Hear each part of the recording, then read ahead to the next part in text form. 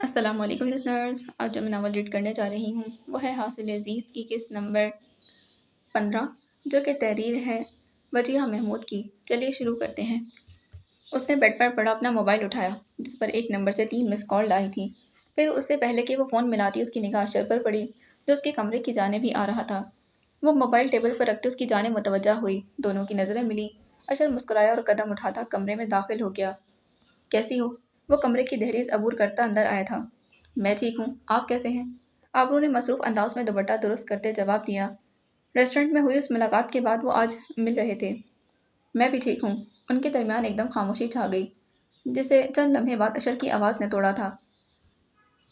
لال رنگ کافی جچ رہا ہے تم پر۔ آبرو نے فوراً اس کی جانب دیکھا تھا۔ دونوں کی نظریں ملتے اشر دوبارہ بولا، بہت خوبصورت لگ رہی ہو آج۔ وہ اس کی تعریف کر رہا تھا۔ آبرو نے زبان کا استعمال کیے بغیر نظروں سے ہی اس کا شکریہ ادا کیا تھا کہ اشر دوبارہ بولا، پھر کیا فیصلہ کیا تم نے اس بارے میں؟ وہ ڈھکے چھپے الفاظ میں دوبارہ موضوع چھیڑ چکا تھا۔ کس بارے میں؟ وہ جان بوجھ کر انجان بنی۔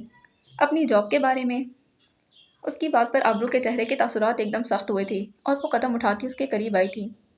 میں اپنا فیصلہ آپ کو اس دن ہی بتا چکی ہوں اشر، اور میرا فیصلہ تبدیل نہیں ہوگا۔ وہ صحیح کہتی تھی، وہ واقعی بہت ضدی تھی۔ یہ کہتے وہ وہاں رکی نہیں تھی اور قدم اٹھاتی اس کے پاس سے گزرتی باہر چلی گئی، جبکہ اس کی یہ بات اشر کو غصہ دلا گئی تھی۔ کیونکہ آج اتوار کا دن تھا اسی لیے وہ سب گھر پر ہی موجود تھے۔ تم فکر مت کرو، بس ایک بار اس کے سارے ٹیسٹ کروا لو، میں شام میں آؤں گا، پھر مل کر رپورٹس دیکھ لیں گے۔ تاشمین فون کاٹتا لاؤنج کی جانب آیا تھا۔ اسے سامنے ہی سبرینا اور زاویار بیٹھے دکھائی دیے تھے۔ وہ قدم اٹھاتا ان کے قریب چلا آیا۔ تم ایک بار دوبارہ سوچ کر مجھے اپنا فیصلہ بتا دینا، سبرینا زاویار کو مخاطب کرتی بول رہی تھی۔ تاشمین ان کے قریب آ بیٹھا۔ کیا باتیں چل رہی ہیں دونوں ماں بیٹا کے درمیان؟ وہ مسکراتا ہوا بولا، کچھ نہیں، بس امو جان آج کل میرے لیے لڑکی ڈھونڈ رہی ہیں، مگر میں بھی ان کو بتا چکا ہوں کہ میں شادی کروں گا تو اپنی پسند کی لڑکی سے۔ وہ مزے سے بولتا ان دونوں کو ہنسنے پر مجبور کر گیا تھا۔ سن لے امو جان اپنے لاڈلے کے ارادے، تاشمین سبرینا کو مخاطب کرتا بولا، جس پر سبرینا بولی، میں تو اس بیچاری کے لیے ابھی سے پریشان ہوں۔ ان کی بات پر تاشمین ہنسنے لگا جبکہ زاویار فوراً بولا تھا، امو جان بیچاری نہیں، خوش نصیب کہیں۔ وہ یوں ہی باتوں میں مصروف تھے کہ تاشمین بولا، نور کہاں ہے؟ نظر نہیں آ رہی۔ جواب زاویار کی جانب سے آیا تھا، وہ محترمہ صفائی کی دیوی بنی ہوئی ہیں، اپنے کمرے کی صفائی کرتے اسے چمکانے میں مصروف ہیں۔ زاویار کی اس بات پر اس سے پہلے کہ تاشمین کچھ کہتا انہیں نور کی چیخ سنائی دی تھی۔ سبرینا فوراً بولی، یا اللہ خیر۔ وہ تینوں تیزی سے اٹھے اس کے کمرے کی جانب بھاگے تھے۔ کمرے میں داخل ہوتے ہی وہ نے پاؤں پکڑے فرش پر بیٹھی نظر آئی تھی۔ تاشمین تیزی سے اس کی جانب گیا تھا، سبرینا بھی اس کے ساتھ تھی۔ لو جی ہو گئی صفائی۔ زاویار کی بات پر تاشمین نے تنبیہ کرتی نظروں سے اسے دیکھا تھا، جس پر وہ خاموش ہو گیا۔ کیا ہوا نور بیٹا؟ امو جان میرا پاؤں۔ وہ اپنا پاؤں دونوں ہاتھوں میں سے پکڑے بیٹھی تھی۔ چلو بیٹا اٹھنے کی کوشش کرو۔ سبرینا اسے اٹھانے لگی۔ امو جان مجھ سے نہیں اٹھا جا رہا، وہ آنکھوں میں آنسو لیے بولی، جس پر تاشمین نے نور کو بازو میں اٹھاتے بیڈ پر بٹھایا تھا اور اس کے پاؤں کا جائزہ لینے لگا۔ او بھائی پلیز آرام سے، بھائی پلیز آرام سے۔ وہ اس کے پاؤں کو ہلاتے اس کا معائنہ کر رہا تھا۔ میری بات مانے تو نور کو خون کی 2 بوتلیں لگوا لیں۔ زاویار نے اپنا حصہ ڈالنا ضروری سمجھا تھا۔ زاویار باز آ جاؤ۔ سبرینا کے بولنے پر وہ فوراً بولا، میں سیریس ہوں امو جان۔ چپ کر جاؤ زاوی، نور غصے سے بولی تھی، جس پر زاویار انگلی منہ پر رکھتے خاموش ہو گیا تھا۔ بہت درد ہو رہا ہے بھائی، وہ روحان سی ہوئی تھی۔ پریشان مت ہو نور، ہلکی سی موچائی ہے، ٹھیک ہو جائے گی۔ تاشمین کے بات پر نور دوبارہ اپنا پاؤں پکڑ کر بیٹھ گئی۔ ویسے تم کر کیا رہی تھی؟ تاشمین کے سوال پر نور فوراً بولی، میں اسٹول پر چڑھ کر الماری کے اوپر مٹی صاف کرنے کی کوشش کر رہی تھی، میرا پاؤں پھسل گیا۔ وہ منمنائی تھی، میں نے تمہیں منع کیا تھا نا نور کہ میں خالدہ سے کہہ دیتی ہوں صفائی کا، مگر تم نے میری بات نہیں مانی۔ سبرینا کی بات پر نور خاموش رہی۔ بھائی نور کا پاؤں بچ جائے گا یا پھر ہماری نور لنگڑی۔ وہ ادھوری بات چھوڑتا باہر بھاگ گیا تھا کہ اس کی سماعت سے نور کے چیخنے کی آواز آئی تھی، زاوی کے بچے تمہارے منہ میں خاک۔ وہ ہنستا ہوا وہاں سے چلا گیا تھا جبکہ تاشمین بھی اپنی ہنسی چھپانے کی کوشش کر رہا تھا۔ امو جان آپ سمجھائیں نا زاوی کو، وہ مذاق کر رہا تھا بیٹا۔ سبرینا اس کے قریب آتے بولی، بہت درد ہو رہا ہے۔ ہاں امو جان۔ आंसू से भरी आंखें दिए वो सबरीना को मुखातिब करती बोली, जिस पर सबरीना ने उसे अपने साथ लगाया था। रुको, मैं तुम्हें पेन किलर लाकर देता हूँ। ताशमीन ये कहता उठ खड़ा हुआ। मैं दवाई नहीं खाऊंगी भाई, वो फौरन बोली थी। दवाई तो खानी पड़ेगी नूर, वरना आराम कैसे आएगा। सबरीना की बात पर नूर खामोश हो गई थी, जबकि ताशमीन मुस्कुराता कमरे से बाहर निकल गया था। वो दोनों इस वक्त साथ बैठी बातों में मसरूफ थी। सबरीना सौलिया बेगम से काफ़ी दिनों बाद मिलने आई थी। बहुत मुबारक हो तुम्हें सौलिहा, अल्लाह हमारी असबा की नसीब बहुत अच्छे करे। सौलिया बेगम ने उन्हें असबा की बात तय होने की खबर दी थी। आमीन, वो मुस्कुराते हुए बोली। बस कुछ माह बाद मैं अपनी दोनों बच्चियों के फर्ज से सबकदोश हो जाऊंगी। उनकी मुस्कुराहट में एकदम उदासी दर आई थी। तुम्हें मालूम है सबरीना, मेरी हफ्सा की शादी पर उनके अब्बू भी मौजूद थे। हमारा घर मुकम्मल था, हम सब बहुत खुश थे, मगर अब देखो। आंसू उनके हलक में फंसने लगे थे। ना हफ्सा है ना इसके अब्बू, वो रोती हुई आवाज़ में बोली थी। आंसू उनकी आंखों से निकलते उनके रुखसार पर बहने लगे। संभालो खुद को सौलिया, खुदा की मर्जी के आगे इंसान कुछ नहीं कर सकता। इनका अपना दिल भी आज बहुत बोझल और गमगीन था। अपनों को इंसान कभी भुला तो नहीं सकता, मगर ज़माने के साथ आगे बढ़ने के लिए हमें ऐसा करना पड़ता है। सबरीना को अपनी ज़िंदगी के वो पल याद आने लगे थे जब उसने अपनों को खो दिया था। आज उसका दिल न जाने क्यों बहुत भारी हो रहा था। राजों का बहुत वजन होता है, और सबरीना के दिल में मौजूद राज भी बहुत भारी थे। सबरीना, तुम रो क्यों रही हो? सबरीना की आंखों में झिलमिलाते आंसू देख सौलिहा बेगम बोली थी। कुछ नहीं सौलिहा, मुझे बस अपना माजी याद आ गया कि कैसे।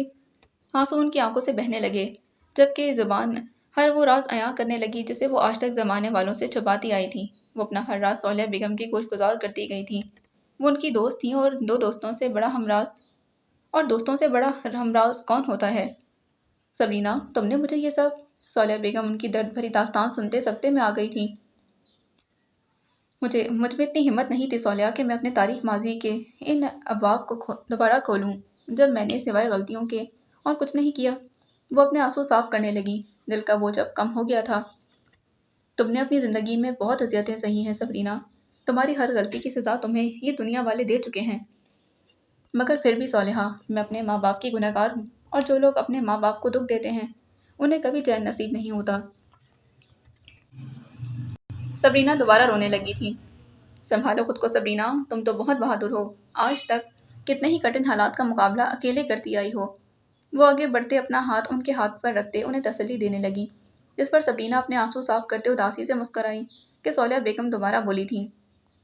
सबरीना, तुम्हारी कभी उसे दोबारा मुलाकात नहीं हुई? सबरीना को मालूम था कि वो किसकी बात कर रही हैं। नहीं सौलिया, मेरा कभी उससे दोबारा सामना नहीं हुआ। मेरी दुआ है कि ज़िंदगी में मेरी दोबारा उससे कभी मुलाकात ना हो।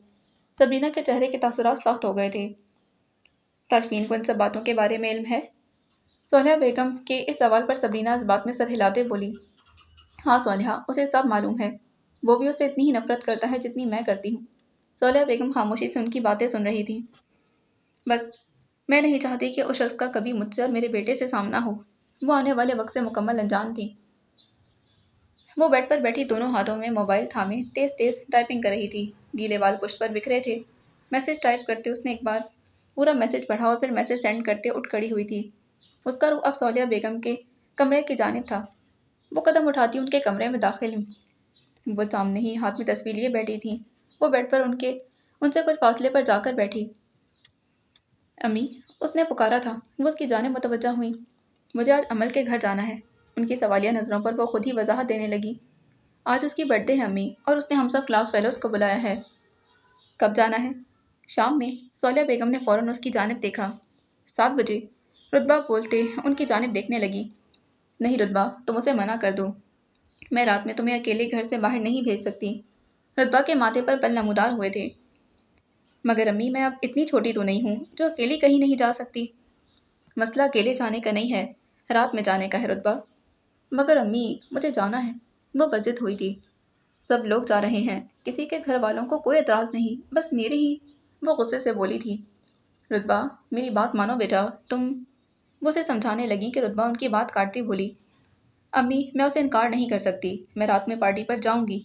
वो ये कहती अपने कमरे में चली गई थी, जबकि सौलिया बेगम मुतफक्किर नज़रों से उसे देखती रही। अपने कमरे में आते वो गुस्से से बेड पर बैठ गई थी कि एकदम उसे ख्याल आया उसे सौलिया बेगम से ऐसे बात नहीं करनी चाहिए थी। मगर अगले ही लम्हे उसने सोचा कि वो भी तो उसे समझ नहीं रही। کہ اب وہ बड़ी हो चुकी है, यूँ पार्टीज में जाना कोई मायूब तो नहीं। वो बेड से उठती आईने के सामने आई और अपने बाल सुलझाने लगी। उसे बचपन से इन फंक्शंस और पार्टीज में जाना बहुत अच्छा लगता था। वो हमेशा से ऐसी ऐशो आराम और आसाइशों वाली ज़िंदगी गुजारने की ख्वाहिशमंद थी। बड़ी बड़ी गाड़ियों में घूमना, महंगे कपड़े पहनना, पार्टीज में जाना उसे बहुत पसंद था। मगर हालात के सबब वो इन सब ख्वाहिशात को अपने दिल में दबाए हुए थी। उसकी मुलाकात अमल से हुई, जिसके बाद उसकी हर ख्वाहिश पूरी होने लगी। वो हर चीज़ जिसकी रुतबा को ख्वाहिश थी, वो उसे अमल के ज़रिए हासिल हो जाती। अमल की दोस्ती रुतबा के मुताबिक उसकी ज़िंदगी संवार रही थी, जबकि उसकी दोस्ती की हकीकत से वो अनजान थी। इस दोस्ती ने उसकी आंखों पर एक ऐसी पट्टी बांध दी थी कि उसे अमल में कोई बुराई ढूंढने से भी नहीं दिखाई देती थी। सोहबत का रंग उस पर खूब चढ़ रहा था। वो आहिस्ता आहिस्ता सही और गलत की तमीज़ भूलती जा रही थी। अब उसका अपने घर में दिल नहीं लगता था। हफ्सा की वफात से उनके घर का माहौल बहुत मुतासिर हुआ था, जिससे वो फरार हासिल करना चाहती थी। आबरू की जॉब से पहले रुतबा अपनी हर बात उसे शेयर करती थी, मगर अब आबरू अपनी मसरूफियात के बाइस उसे वक्त नहीं दे पाती थी, जिसकी वजह से उसने अपना हमदर्द अमल में तलाश कर लिया था। वो अपनी हर बात उसे शेयर करती। इस सब में बहुत बड़ा हाथ अमल के रवैये का था, जो रुतबा पर यूं जाहिर करती जैसे रुतबा से बढ़कर उसका कोई दोस्त ही नहीं। वो किसी से भी अमल के खिलाफ कोई बात नहीं सुन सकती थी। आबरू की रोक टोक से उसे अब कोफ्त होने लगी थी। इन सब का असर रुतबा की शख्सियत पर हो रहा था, जिसे उसके पास मौजूद लोग बासानी महसूस कर सकते थे। उसने सामने रखे तमाम कागजात समेटे, फाइल में रखे और मोबाइल उठाते टाइम देखा। वो इस वक्त किसी की मुंतजर थी। अचानक आहट पर उसने सामने दरवाजे की जानिब देखा, जहाँ एक बूढ़े शख्स के साथ एक बूढ़ी औरत खड़ी थी। उनके चेहरे वीरान और संजीदा थे। आबरू से नजर मिलते वो कदम उठाते उसकी जानिब आए थे। सामने रखी कुर्सी पर बैठ गए। उसी लम्हे एक शख्स कमरे में दाखिल हुआ था। आबरू की जानिब बढ़ते अपने हाथ में मौजूद फाइल टेबल पर रखते आबरू को इशारा किया, जिस पर आबरू ने सर हिलाते उसे जाने की इजाज़त दी थी। अब आबरू इन दोनों की जानिब मुतवज्जा थी। कहिए, मैं आपकी क्या मदद कर सकती हूँ? वो इन दोनों की जानिब देखती बोली, जिस पर आदमी बोलने लगा, हमें अपनी बेटी के लिए इंसाफ चाहिए। इस आदमी के लहजे में डर था। उसकी बात पर आबरू बोली, आपकी बेटी कहाँ है इस वक्त? आबरू ने वो फाइल खोलते अपने सामने रखी। उसकी समात से उस शख्स की आवाज़ टकराई थी, अपनी कब्र में। आबरू ने फौरन सर उठाया। वो अब हम में नहीं रही। आबरू ने उनकी जानिब देखा। उन दोनों की आंखों में आंसू थे। उसने कुछ कहने के लिए लब खोले, मगर खामोश हो गई। कुछ लम्हे बाद दोबारा बोली, आप मुझे सारी बात तफसील से बताइए, ताकि मैं आपकी मदद कर सकूं। उसके बोलने पर वो शख्स गहरी सांस लेते बोलने लगा, हमारी बेटी वर्दा हमारी इकलौती औलाद थी। तालीम मुकम्मल करते हुए कंपनी में मुलाजमत करने लगी। उसे अभी नौकरी करते 2 माह ही गुजरे थे कि एक दिन वो शदीद परेशानी के आलम में घर लौटी थी। हमारे इस्तफसार पर वो बात टाल गई थी, पर दिन गुजरते गए और उसकी परेशानी में इजाफा होता गया। वो हर वक्त परेशान रहने लगी। एक दिन हमारे बहुत इसरार करने पर वो सब बताती गई थी। वो आदमी खामोश हो गया। लंबी सांस लेते दोबारा बोला था, उसकी कंपनी का मैनेजर उसे हरासा करता था। आंसू उस शख्स के चेहरे को तर कर चुके थे, मगर फिर भी वो हिम्मत करता बोलने लगा। उसने जब कंपनी के मालिक की शिकायत लगाई तो मालिक ने मैनेजर को नौकरी से निकालने की धमकी दी, जिस पर कुछ दिन के लिए तो वो बाज आ गया, मगर कुछ रोज़ बाद वो दोबारा अपनी हरकतों पर उतर आया था। मैंने वर्दा को तसल्ली दी कि मैं खुद मालिक से बात करूंगा। अगर बात ना बनी तो तुम नौकरी छोड़ देना। मगर कोई भी कदम उठाने की नौबत ही ना आई और अगले दिन वो शख्स खामोश हो गया था। आंसू उसके हलक में जमा हो चुके थे। उनकी खामोशी पर उनकी बेगम बोलने लगी, अगले दिन हमारी बच्ची ऑफिस तो गई, मगर घर वापस नहीं लौटी। हमने हर जगह मालूम कर लिया, मगर सबका यही कहना था कि उस दिन ऑफिस पहुंची ही नहीं थी। हमने थाने में रिपोर्ट दर्ज करवाई। वो रात हमारे लिए किसी क़यामत से कम नहीं थी, पर वो रात गुजर गई। हम पर उम्मीद थे कि अगला दिन रोशन होगा, मगर वो दिन उस रात से भी ज़्यादा तारीक और क़यामत ख़ेज़ था। हमें एक अस्पताल से कॉल आई। जब हम वहाँ पहुँचे तो हमारी बच्ची की हालत, वो हिचकियों से रोने लगी थी। उसकी हालत देखते हमारा कलेजा फट गया। उस दरिंदे ने अपने दोस्तों के साथ मिलकर हमारी बच्ची के साथ उनके अल्फाज ख़त्म हो चुके थे, मगर आबरू उनकी सारी बात समझ चुकी थी। वो दोनों मियाँ बीवी रो रहे थे। आबरू उनका दर्द समझ सकती थी। उसे फ़ौरन अपने साथ हुआ वाक़या याद आया था कि वो आदमी दोबारा बोलने लगा। पूरे 2 हफ्ते बाद जब हमारी बच्ची दिमागी तौर पर कुछ बेहतर हुई तो हमने रिपोर्ट दर्ज करवाई। 4 लोगों को नामजद केस में, जिसमें से एक उस जिनमें से 2 उसके ऑफिस के कोलीग थे। हम पर उम्मीद थे कि इनको सज़ा होगी, क्योंकि हमारे पास तमाम सबूत, तमाम गवाह थे, मगर हमारी उम्मीदों को चकनाचूर कर दिया गया। आबरू तहम्मुल से उनकी बात सुन रही थी। नामजद होने वाले तमाम लोग बहुत बाअसर थे।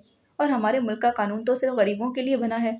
उन सब ने मिलकर डॉक्टर को खरीदा, रिपोर्ट बदलवाई, वकील खरीदा, पुलिस वाले खरीदे और सारा इल्ज़ाम हमारी बच्ची के सर डालते उस पर बदकिरदार होने का इल्ज़ाम लगा दिया। केस शुरू होते ही ख़त्म हो गया और केस के साथ सब ख़त्म हो गया। वो अपने आंसू साफ करते बोले थे।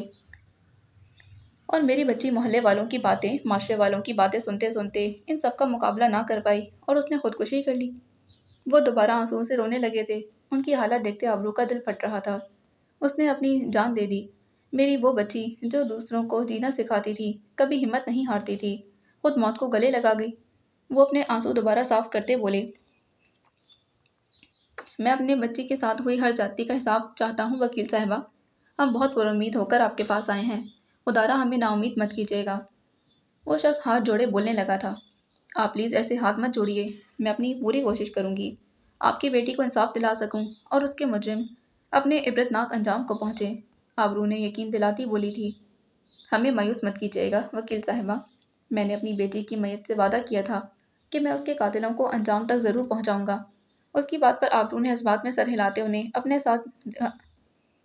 साथ का यकीन दिलाया था और कुछ देर बाद वो दोनों वहाँ से चले गए। आबरू इस फाइल को खोलते उसमें दर्ज तहरीर पढ़ने लगी। इस फाइल में इस केस की तमाम तफसीलात दर्ज थीं। फाइल के आखिर में इन 4 नामजद मुजरिमों की तस्वीर भी मौजूद थीं। आबरू ने इन तस्वीर को उठाया और देखने लगी। आंखों में नफरत और गुस्सा लिए उसने पहली तस्वीर को देखा, एक जानिब रखा, दूसरी तस्वीर देखी, मगर दूसरी तस्वीर हटाते जब उसकी निगाह तीसरी तस्वीर पर पड़ी तो उसे कमरे की छत अपने सर पर गिरती महसूस हुई थी।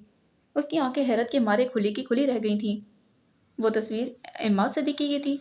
आबरू की चौथी तस्वीर देखे बगैर इस आदमी को बुलाया और तस्दीक की कि ये तस्वीर उन्हें मुजरिमों की है, जिस पर इसका इस्बात में आता जवाब आबरू के लिए किसी शौक से कम नहीं था। आबरू जानती थी इमाद आवारा है, बदमिजाज है, मगर वो इतनी गिरी हुई हरकत कर सकता है, ये आबरू ने कभी नहीं सोचा था। उसने तस्वीर फाइल में रखते अपना मोबाइल उठाया था। अचानक किसी ख्याल के तहत मोबाइल वापस रखते कुर्सी की बुध से टेक लगाते आंखें मूंद ली थीं। उसका सर दर्द से फटने लगा था। वो ऐसा कैसे कर सकता था? वो कैसे किसी लड़की के साथ? वो आगे सोच ना सकी। क्या पता ही उस पर इल्ज़ाम हो। ये ख्याल आते ही उसकी आंखों के सामने वर्दा के माँ बाप के चेहरे आए थे, जिस पर उसने नफी में सर हिलाते आंखें खोली थीं। उसके जिस्म में गुस्से की लहर दौड़ गई थी। उसे हर मुमकिन कोशिश करते वर्दा को इंसाफ दिलाना था। उसका जिस्म थकन से चूर था। दवाई ने भी कोई असर नहीं किया था, क्योंकि ये थकान जिस्मानी नहीं बल्कि जहनी थकान थी। उसके दिमाग में इस वक्त एक तूफान बरपा था। वो कुछ देर पहले ही ऑफिस से आई थी और अब फ्रेश होने के बाद उसका रुख लाउंज की जानिब था, जहाँ सौलिया बेगम बैठी सब्जी काट रही थी, जबकि कुछ फासले पर हुर्रम किताबें बिखेरे पढ़ने में मसरूफ़ थी। वो कदम उठाती सौलिया बेगम के पास जा बैठी। जहन में अचानक के ख्याल नमूदार होने पर बोली, अम्मी, रुतबा कहाँ है? नज़र नहीं आ रही। वो अपने कमरे में तैयार हो रही है। जवाब हुर्रम की जानिब से आया था। तैयार? खैरियत है? उसे कहीं जाना है क्या? हाँ, उसे अपनी दोस्त की बर्थडे पार्टी पर जाना है। उसकी बात का जवाब इस बार फिर हुर्रम ने दिया था। आबरू ने फ़ौरन घड़ी की जानिब देखा, जो इस वक्त शाम के 7 बजा रही थी। वो खामोशी से अपनी जगह छोड़ती उठी और कदम रुतबा के कमरे की जानिब बढ़ाए थे। वो भी दरवाजे तक ही पहुंची थी कि उसकी नज़र ड्रेसिंग टेबल के सामने खड़ी रुतबा पर पड़ी थी। स्याह रंग की लॉन्ग फ्रॉक के साथ गोल्डन दुपट्टा गले में डाले, वो कानों में गोल्डन टॉप्स पहने, चेहरे पर डार्क मेकअप किए खूब तैयार लग रही थी। बालों की ऊंची पोनी बनाए वो खूबसूरत नजर आ रही थी। उसने अपने आप पर नज़र डालते ड्रेसिंग टेबल पर पड़ी सुर्ख रंग की लिपस्टिक उठाते अपने होठों पर लगाई थी और पलटी कि उसकी नज़र आबरू पर पड़ी थी, जो उसे यूं इतना तैयार देखकर हैरान खड़ी थी। कहाँ जा रही हो? आबरू का लहजा सख्त था, जैसे रुतबा ने भी महसूस किया था। मेरी दोस्त की बर्थडे पार्टी है, वहाँ जा रही हूँ। रुतबा ने भी उसी लहजे में जवाब दिया था और बेड पर बैठते पाँव में गोल्डन हील्स पहनने लगी। तुमने टाइम देखा है रुतबा? तुम इस वक्त? पार्टीज इसी वक्त होती हैं आबरू। वो इसकी बात काटती हुई रूखे लहजे में बोली। मगर रुतबा, तुम कैसे जाओगी? और तुम्हें इस बारे में फिक्र करने की ज़रूरत नहीं है आबरू।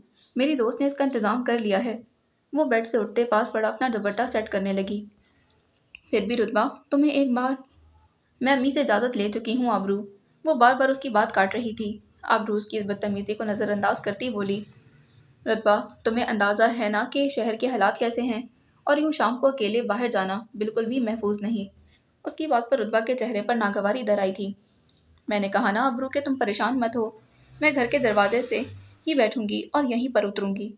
वो उसकी जानिब देखती बोली, अपना पर्स उठाते अपने कंधे पर लटकाया और अब जाने के लिए मुकम्मल तैयार थी। पर रुतबा, यूं इतना तैयार होकर बाहर जाना बिल्कुल।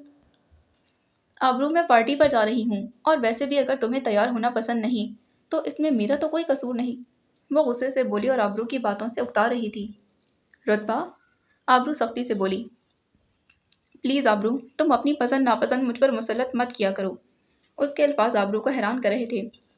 ये मेरी ज़िंदगी है आबरू, मुझे जीने दो, और वैसे भी मैं इतनी बड़ी हूँ कि अपने अच्छे और बुरे के बारे में सोच सकूँ।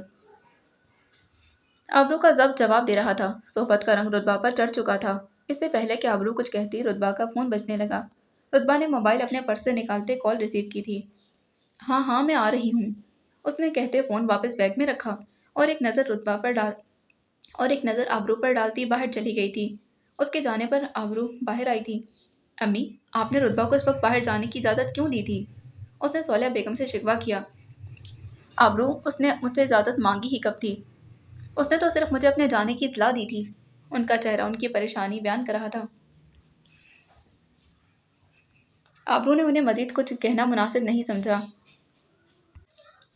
और कदम उठाते कमरे में चली गई थी। इससे पहले ही केस की परेशानी थी, अब रुतबा का ये रवैया। उसका सर दर्द से फटने लगा था। उसने बेड पर लेटे ही आंखें मूंद ली थीं। रात के पहर जब तारीकी हर सू छा गई थी, सब लोग अपने अपने घरों में मौजूद थे। उसी पहर इस वसी व अरीज बंगले के लॉन में रोशनियों का समा था। नौजवान लड़के लड़कियां एक दूसरे के साथ खुशगपियों में मसरूफ थे। मदन म्यूजिक फिजा को पुरलत बना रहा था। तरह तरह के लिबास पहने वो सब एक दूसरे से बातों में मसरूफ थे। आज अमल आफंदी की सालगिरह थी, जिस पर उसने अपने सब क्लास फेलोज और दोस्तों को मदऊ किया था। वो इस वक्त गहरे नीले रंग की स्लीवलेस लॉन्ग मैक्सी में मलबूस थी।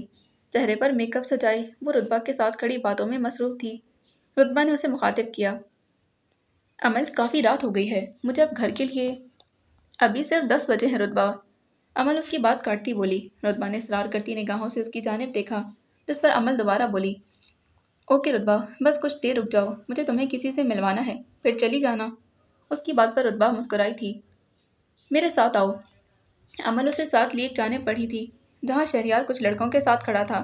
उन्हें करीब आता देखकर वो उससे माजरत करता उनके पास आया था। इनसे मिलो, ये शहरियार है, हमारा सीनियर और मेरा बहुत अच्छा दोस्त। अमल इन दोनों को एक दूसरे से तारुफ करवा रही थी, जबकि शहरियार को देखते रुतबा के चेहरे का रंग एकदम उड़ा था। हाय, वो मुस्कुराते हुए बोला था, जबकि रुतबा बामुश्किल मुस्कुरा पाई थी। कुछ देर वो तीनों यूं ही खड़े बातें करते रहे, जबकि रुतबा शहरियार के इस रवैये पर हैरान थी। क्या वो बदल गया था? हाँ, वो वाकई बदल गया था, और वैसे भी इस वाक़ये को तो बहुत अरसा बीत चुका था। ओके शहरियार, अब हम चलते हैं, रुतबा को देर हो रही है। श्योर। उसने अपना रुख रुतबा की जानिब किया। Nice to meet you. Shahryar ने अपना हाथ रुतबा की जानिब बढ़ाया था। इस पर रुतबा ने अचंभे से उसे देखा, फिर अमल की जानिब देखा, जो उसे वो हाथ थाम लेने का इशारा कर रही थी। जिस पर रुतबा ने अपना हाथ आगे बढ़ाया, शहरियार के बढ़ते हुए हाथ से मिलाया था। एंड उसी वक्त ये मंजर कैमरे की आंख ने बहुत खूबसूरती से कैद कर लिया था। वो दोनों कदम उठाती वापस आ गई थीं। तुम्हें 5 मिनट मजीद इंतज़ार करना पड़ेगा रुतबा, मुझे ग्रुप फ़ोटो बनवानी है। अमल की बात पर रुतबा ने इस बात में सर हिलाया कि अमल मुस्कुराते हुए वहाँ से चली गई थी। कुछ देर बाद वो सब को ग्रुप फ़ोटो के लिए इकट्ठा कर चुकी थी। अब मंजर कुछ यूँ था कि इस मजमे के दरमियान खड़ी अमल की एक जानिब शहरियार, जबकि दूसरी जानिब रुतबा खड़ी थी। इससे पहले के सामने का मंजर कैमरे की आंख कैद करती। अमल ने अपनी जगह तब्दील की और रुतबा को शहरियार के पहलू में ला खड़ा किया था, जिस पर रुतबा अपना तवाज़ुन बरकरार न रख पाई थी और गिरने लगी। किसी ने उसे सहारा देते गिरने से बचाया था। उसे संभालने वाले हाथ शहरियार के थे। ये तमाम मनाजिर कैमरे की आंख में बखूबी कैद हो चुके थे। ग्रुप फोटो का असल मकसद तो पूरा हो गया था, और कुछ देर बाद रुतबा अपने घर के लिए रवाना हो गई थी। अमल शहरियार के पास आई, जो कुछ फासले पर खड़ा इसी का मुंतज़िर था। इन दोनों के चेहरे पर एक जैसी चमक थी, कामयाबी की चमक। आप वो फाइल मुझे भेज दें प्लीज़। वो अपने ऑफिस में बैठी फ़ोन पर किसी से महवे गुफ्तगू थी। सामने टेबल पर फाइल्स का एक ढेर लगा हुआ था। जी जी, बहुत शुक्रिया। उसने ये कहते फ़ोन काटा था और दोबारा सामने पड़ी फाइल की जानिब मुतवज्जा हो गई। वो आज वर्दा के केस की तफ्तीश कर रही थी। अब तक के तमाम सबूत उसी के हक में थे। अचानक मोबाइल की नोटिफिकेशन की आवाज़ पर उसने मोबाइल उठाते मैसेज देखा था। चेहरे पर इत्मीनान उतरा। उसे एक फ़ाइल मौसूल हुई थी, जिसमें इस केस की तमाम इब्तिदाई कार्रवाई दर्ज थी। कुछ देर बाद वो फाइल्स पढ़ चुकी थी, जिससे वाज़ेह था कि सच्चा कौन है। उसने गहरी सांस ली। हालात संभलने की बजाय बिगड़ रहे थे। उसका अगला हदफ अब वो वर्दा की मेडिकल रिपोर्ट हासिल करना था। उसने फाइल में दर्ज अस्पताल का नाम देखा कि नाम पढ़ते उसे ताशफीन का ख्याल आया था। हाँ, वो उसे मदद ले सकती है। उसने फ़ौरन मोबाइल उठाया कि उसे याद आया उसके पास तो ताशफीन का नंबर ही नहीं।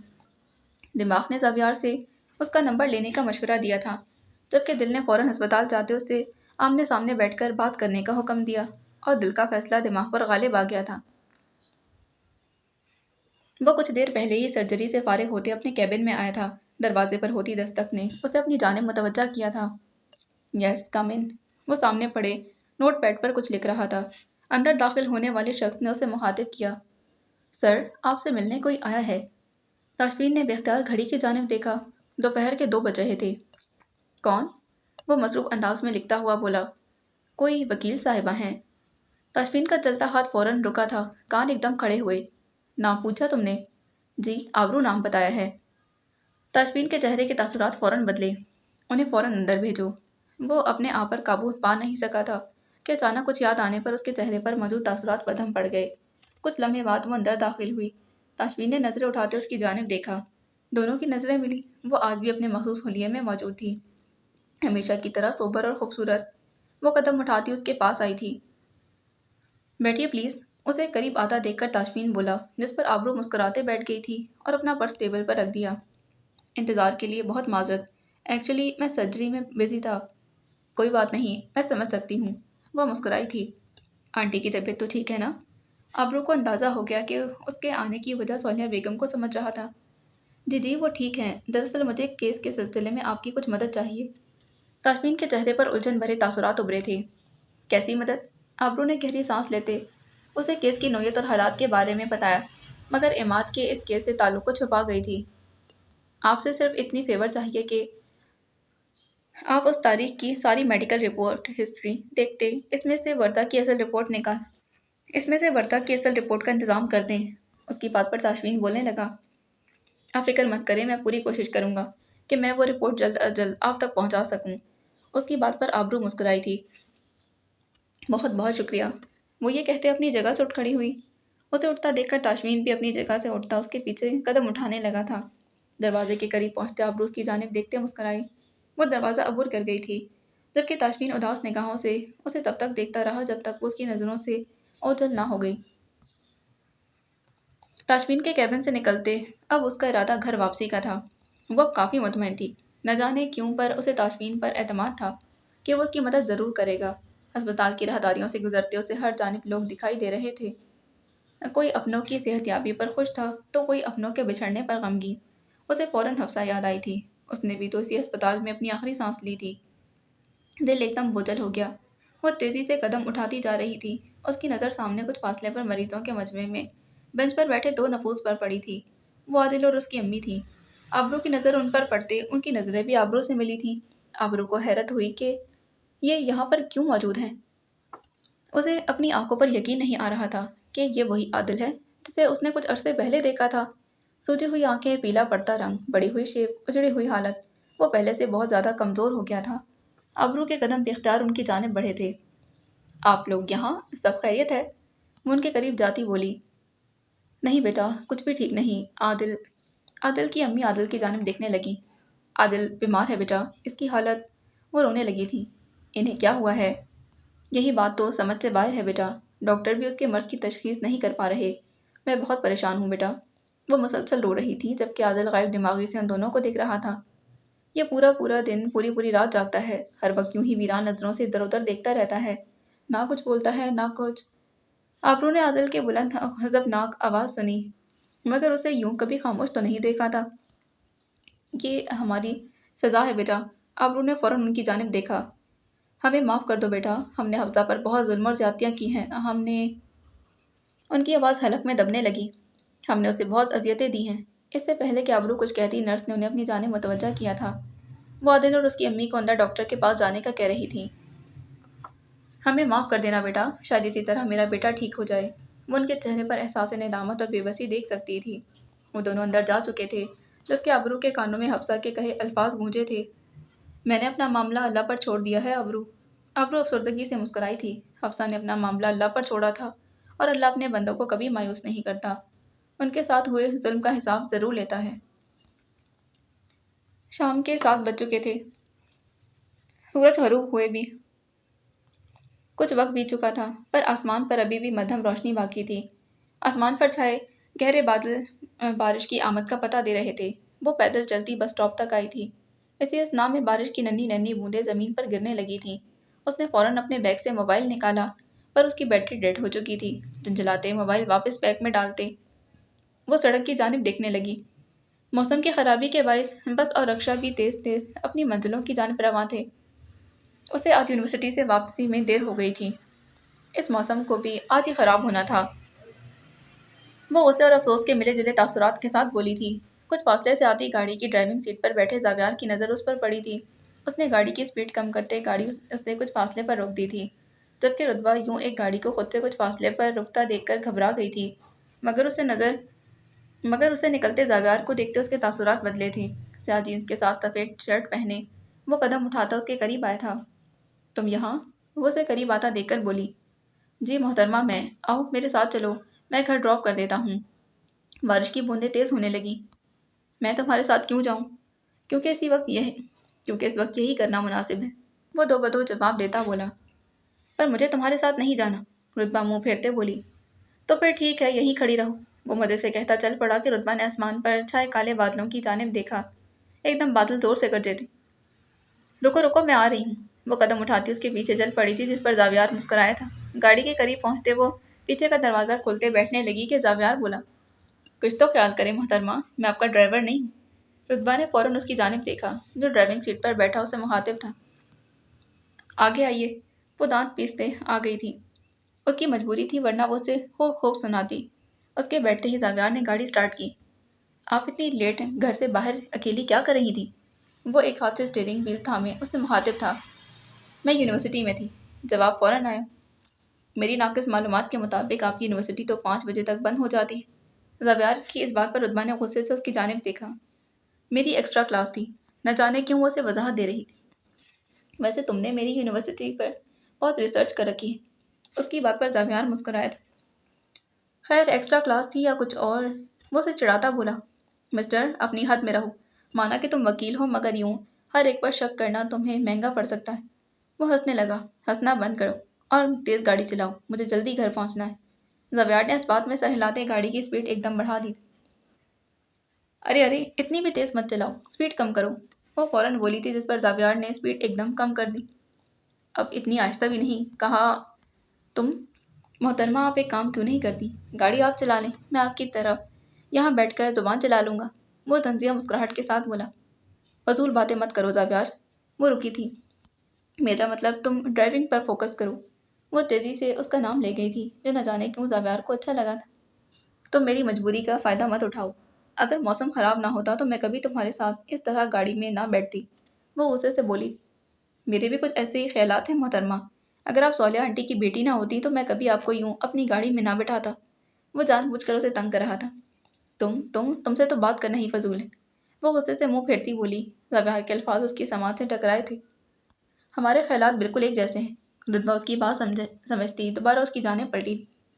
تم نہ ایک کام کرو، اپنا علاج کرواؤ کسی اچھے سے دماغی ڈاکٹر سے۔ آپ بتا دیں آپ اپنا علاج کہاں سے کروا رہی ہیں، میں بھی وہیں سے کروا لوں گا۔ پھر رتبہ کو لاجواب کر گیا، مگر وہ رکنے والوں میں سے نہ تھی۔ تقریباً آدھے گھنٹے بعد وہ اسے اس کی منزل پر پہنچا چکا تھا۔ پورا راستہ وہ ایک دوسرے کو یوں ہی باتیں لگاتے آئے تھے۔ رتبہ گاڑی کا دروازہ کھولتے اتری اور فوراً گیٹ کی جانب چل پڑی تھی۔ زاویار قدرے اونچی آواز میں بولا تھا، بھلائی کا تو زمانہ ہی نہیں رہا، انسان مربتاً ہی کسی کا شکریہ ادا کر دیتا ہے، چائے کا پوچھ لیتا ہے، مگر آج کل کے لوگ تو بس۔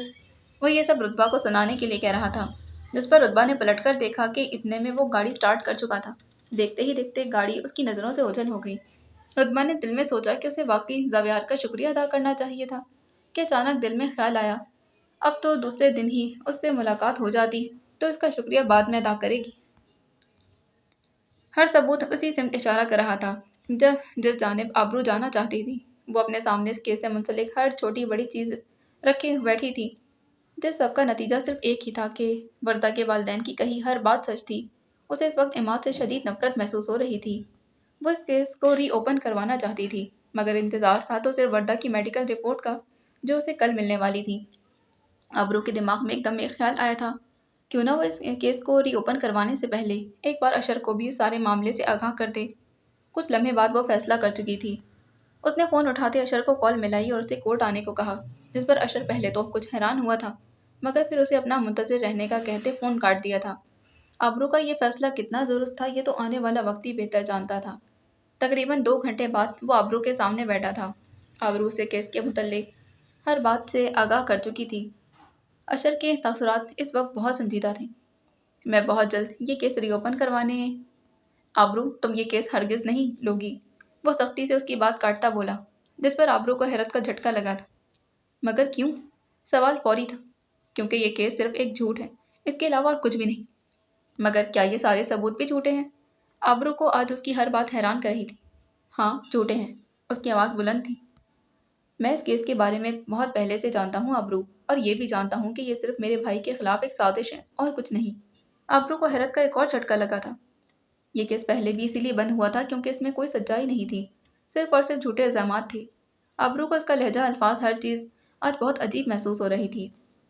मगर अशर, कोई किसी पर क्यों ऐसा इल्ज़ाम लगाएगा? आप वो सोचें, कोई अपनी बेटी की इज्जत के बारे में।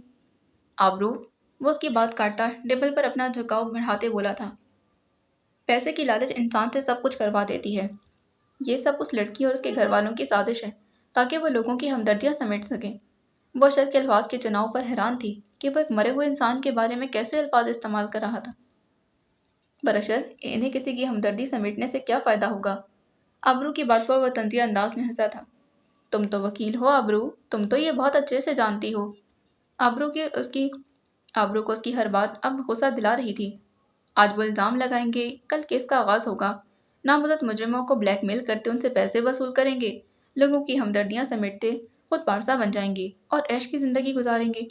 आबरू का जवाब दे क्या था। अशर, आप ये सब कैसे कह सकते हैं? आपको मालूम भी है उनकी बेटी मर चुकी है। उन्होंने अपनी इकलौती औलाद खोई है अशर। वो अशर के मुर्दा दिल को जगाना चाहती थी। मुझे सब मालूम है आबरू, मगर जो भी हो, तुम इस केस से दूर रहो। वैसे भी मैं तुम्हें पहले ही बता चुका हूँ कि जल्द तुम ये जॉब छोड़ने वाली हो, सो अशर, मैं ये केस और जॉब दोनों नहीं छोड़ूंगी। आबरू का लहजा सख्त था। हर बात पर जिद मत किया करो आबरू। ये हम सबके लिए बेहतर है कि तुमने ये जॉब जल्द अज जल्द छोड़नी है। दो टोक लहजे में कहता उठ खड़ा हुआ। और इस केस के बारे में तो सोचना भी छोड़ दो। वो टेबल पर पड़ा अपना मोबाइल और गाड़ी की चाबी उठाते चल पड़ा था। वो भी दरवाजे के करीब ही पहुंचा था कि उसकी समाज से आबरू की आवाज़ टकराई थी। मैं आबरू सदीकी हूँ। अशर, अपनी बात से पीछे हटना मैंने सीखा नहीं, सो ये केस और ये जॉब तो मैं किसी सूरत नहीं छोड़ूंगी। वो एक एक लफ्ज़ चबा चबा कर अदा करती अटल लहजे में बोली थी। अशर ने गर्दन मोड़ते गुस्से से आबरू की जानिब देखा और तेज तेज कदम उठाता बाहर चला गया। अशर से हुई बातें अब भी उसके दिमाग में गूंज रही थीं। वो कैसे अपने भाई के दिफाक के लिए किसी की इज्जत पर वार कर सकता था। वो अशर के इस रवैये पर बहुत हैरान और परेशान थी। पहले जॉब छोड़ने की जिद और अब ये केस। वो खैर दिमागी से कब ऑफिस से घर पहुंची थी उसे मालूम ना हो सका। घर पहुंचने पर गेट पहले ही खुला था, यानी घर पर कोई आया था। वो कदम उठाती अंदर चली गई थी, जबकि बाहर खड़ी अशर की गाड़ी वो देख ना सकी थी। लॉन्च में दाखिल होते उसकी नज़र सामने बैठे अशर पर पड़ी, जो सौलिया बेगम के साथ बैठा उनसे कोई बात कर रहा था। आबरू पर नज़र पड़ते वो खामोश हो गया, जबकि उसे देखते आबरू के तासुरात एकदम सख्त हो गए थे। उसने सौलिया बेगम की जानिब देखा, जिनके तासुरात उसे ये समझाने के लिए काफ़ी थे कि अशर उन्हें सारी बात बता चुका है।